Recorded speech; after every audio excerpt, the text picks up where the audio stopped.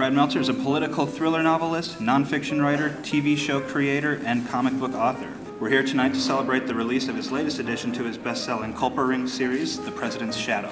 Please welcome Brad Meltzer. And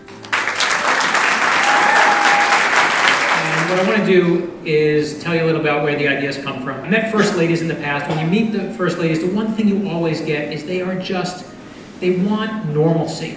It's 5 o'clock in the morning. She just wants some peace. She's a gardener, so she puts her hands in the dirt. She smells the mulch, and she pulls out a severed arm. She doesn't know where it came from, doesn't know how they got past security. She certainly doesn't know the puzzle that's hidden inside that arm.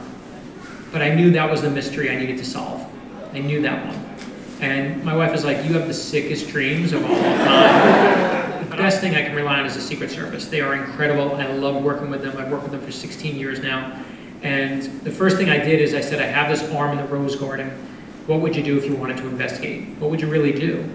And they said to me, the first thing I do is I'd redecorate a room. I was like, what? And they were like, I'd redecorate a room. I would announce that we would need to repaint a room or take the wallpaper off a room in the White House. And they said, and if I do that, then I can get the first family out of the White House, and I can do an investigation, and the press doesn't know, and none of the staffers know, and nobody is the wiser. And I'm like, that sounds like something you've done before. He said, think about it this way, Brad.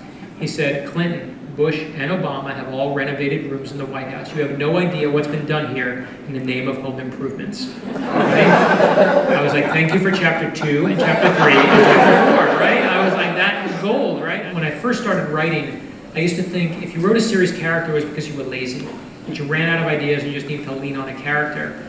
And it wasn't until, and I can thank Dan DiDio for this, it wasn't until I started writing comics that I was like, wait, my favorite characters are recurring characters. There's nothing that Batman does that you immediately don't know whether that's something Batman would do or not.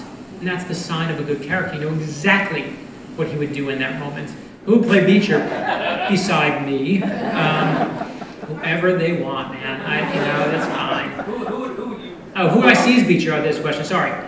You know what? I don't see him as anybody. There's no one I see as Beecher because I see Beecher so clearly in my head. It's like saying who would play your mom in the movie of your life. Like, it's your mom. You know who she is. Like, no one can play her because it's your mom, Meryl Streep. And so.